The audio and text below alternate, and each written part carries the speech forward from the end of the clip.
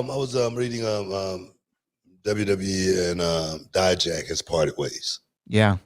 I got a chance to spend a lot of time with Dijak in NXT. And I tell you, you're not going to find a harder worker than Dijak. That dude was almost like indestructible. I'm serious, man. He go out and have some of the craziest matches. I'm talking about where chairs are flying, tables are breaking, over the top rope, through the announce desk, and he come out with nothing more than a scratch every time. And I used to caution him all the time. I used to be like, Dijak, man, you need to dial it back a little bit, man, just a little bit. But he just couldn't. That was just his style of work. He was moved from NXT to the main roster, I guess, a couple of months back, and maybe After 3 months, 2-3 months, and now to find out Dijak and WWE as parted ways. I'm gonna tell you right now, Dijak is not gonna have any problem finding work in this business. You're not gonna have to worry about that guy as far as him having a job or anything like that. He's one of the hardest workers I've ever seen in this business, and his talent pretty much speaks for itself, man. He can go out there and work with anybody. So I'm hoping for Dijak to be, right back on track here in no time soon. Wishing him a whole lot of luck as far as his future goes. Dijak, as far as his run in NXT, again, he was kind of he was a guy who I think almost went against the norm of today's wrestler. Would you say, just based on his size, his look, the way he worked? He was more reminiscent of somebody from a generation prior, but in the best of ways. I mean that in the best of terms. You didn't see a lot of dominating big guys like him who then could turn on the athleticism. And you're like, where's this guy coming from? Because I will tell you this. I was there in the building for NXT Stand and Deliver this year in Philadelphia. What a hell of a match. And the match that Obafemi, and Josh Briggs had, that triple threat for the NXT North American Championship, when I look back at the show, was the best thing that night. It was a monster, man. It was I can't imagine what it was like to call. You were probably drained after that match. Oh, man, it was a monster. It really was. So good. From bell to bell, 3 big dudes putting on a clinic in this industry. Yeah. And when Dijak got called up to Raw, I was excited because this is a guy who, remember, he was T-Bar, right? And he and Mace had a little run together. It never fully clicked on the main roster during that run. And then when he went down to NXT, switched it up. He went from being Dominic Dijakovic to just Dijak, had a different look going about him. And I was like, you know what? He's kind of getting over. He's getting over with the people. He's getting over with me. I was looking forward to Dijak matches. And so when he got called up again, I said, this is his time. This is going to work. He's going to get up there and it's going to stick. And for whatever reason, I don't know if it was just, I don't know what the problem was. I really don't know. I don't know what the decision was to part ways with him, but I'm like you, Book. I think that he is a benefit to a roster anywhere in the world. Yeah. Ability to have him on your roster, you should take it. No, like I say, he's not a guy that's going to, be out there freelancing for very long just because he is, he's talent. He's a guy that could make a difference on a roster. He's a guy that can go out and, perform at a very, very high level as well.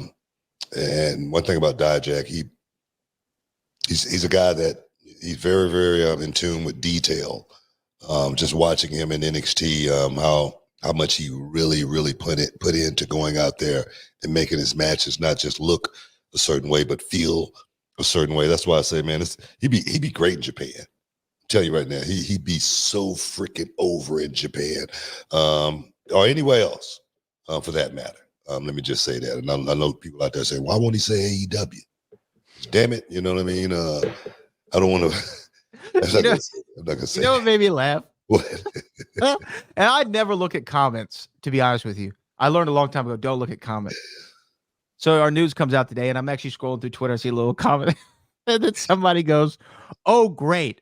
Now Booker can trash AEW on a national level.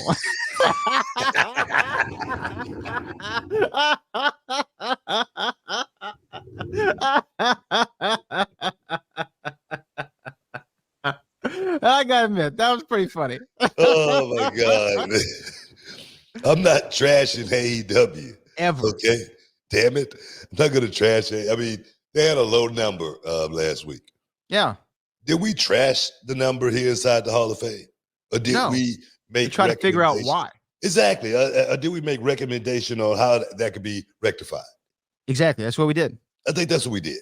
That's what we I don't did. think we went down the rabbit hole of this sucks and that sucks and this guy. And I don't think we mentioned that one time. Look. Saying it's hard to watch a show that is where every match goes out there and tries to do a 5-star match is not a burial of a company. It's saying let's have some ebbs and flows in there. You know, maybe that's the reason why people that's not trashing anything. That's like just saying like maybe this is part of the reason why audiences are falling off. It's hard to go out there and watch. For me, I think we were talking about the moments. The moments, yeah. That we need maybe a lot more of, and try to figure out how do we, create those moments, opposed to trying to create a 5-star match every week with every match. It's just not something that I'm really going to buy into as a fan. I mean, me personally, as a fan, and maybe if you do things a little bit differently, maybe the numbers will go up a little. That's what we talk about here inside the Hall of Fame. So all the people out there that's looking for us to trash someone on a national level, it's not going to happen. When somebody need to be trashed, though, we're going to trash them. Damn it, we're going to trash them real good here inside the Hall of Fame, but not just just to be doing it. I don't see that happening. Yeah, no, I agree with you. So looking forward to seeing though where Dijak ends up. And here's the thing. I don't want to see anybody ever out of work. So I'm hoping that AEW picks him up, or TNA. He'd actually probably be good in TNA as well. Or like you said, Japan. These are all good places. Like just think about, him and Moose hooking up in TNA. That could be something on paper match that I like. That'd be great. Yeah. Even him and Nick Nemeth, I like on paper.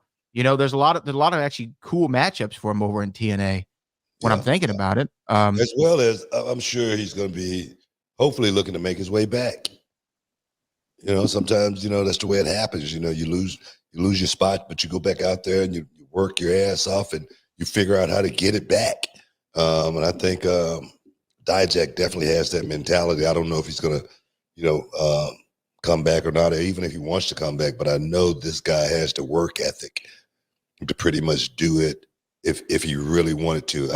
I really believe in Dijak because I got a chance to watch him up close and personal and become one of those guys that had words with me. I used to speak with him on a regular basis about going out there and playing it safe, but getting it done. Stick around, guys.